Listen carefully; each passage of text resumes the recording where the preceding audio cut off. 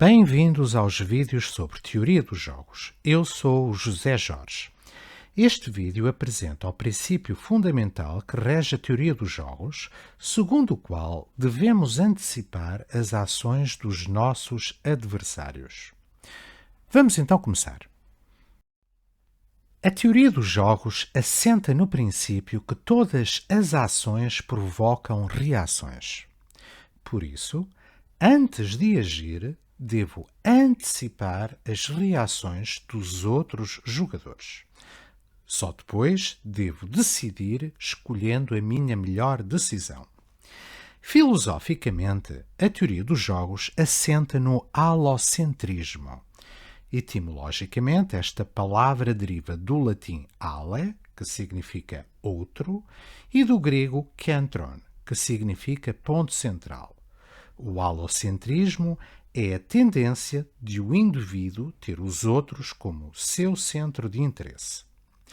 A aplicação deste princípio filosófico é conhecida há milénios.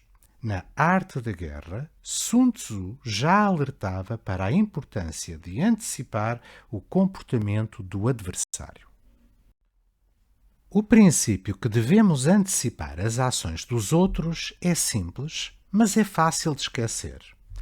Em variações de uma tira de banda desenhada publicada pela primeira vez em 1956, Charlie Brown esquece o princípio básico que rege a teoria dos jogos, com consequências funestas para as suas costas e para a sua autoestima.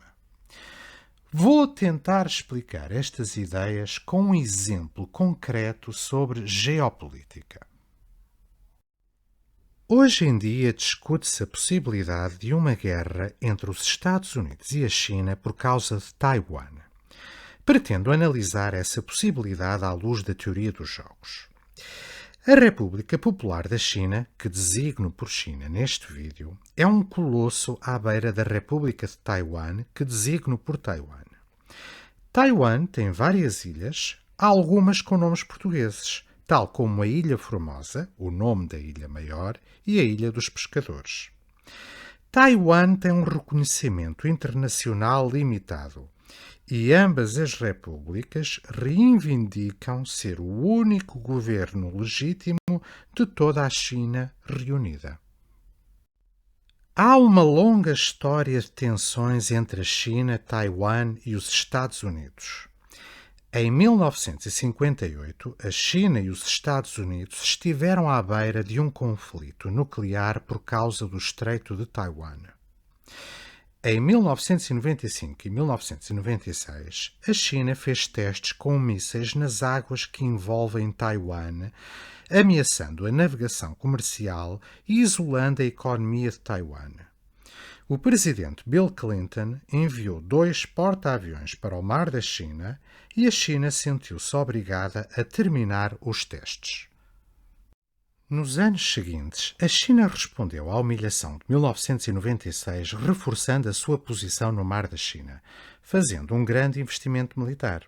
Iniciou uma campanha de construção de navios e submarinos, instalou radares e equipamento para o lançamento de mísseis nas suas costas, e estes mísseis são capazes de destruir um porta-aviões.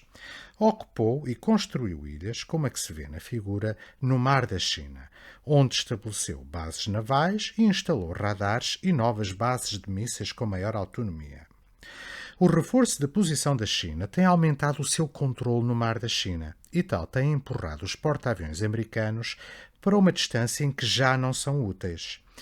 É questionável se uma potência nuclear está disposta a atacar território de outra potência nuclear para destruir as suas defesas.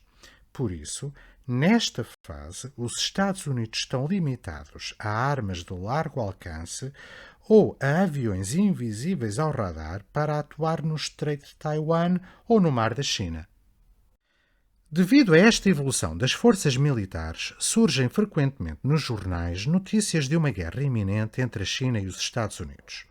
Por exemplo, o estratega da Casa Branca durante a administração Trump, Steve Bannon, defendia em 2016 que os Estados Unidos travariam uma guerra com a China num horizonte de 10 anos.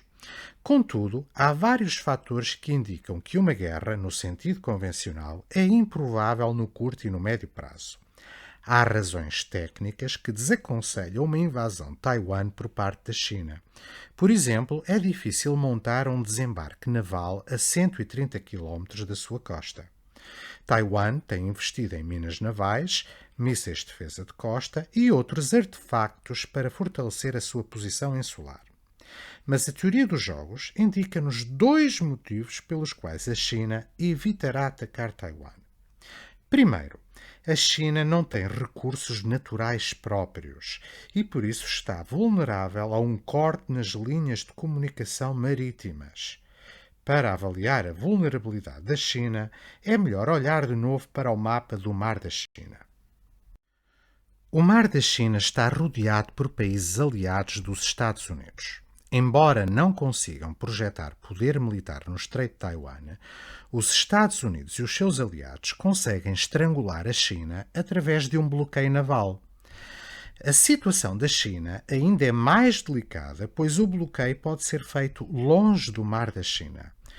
Enquanto for dependente de petróleo, a China está vulnerável a bloqueios navais no Estreito de Malaca.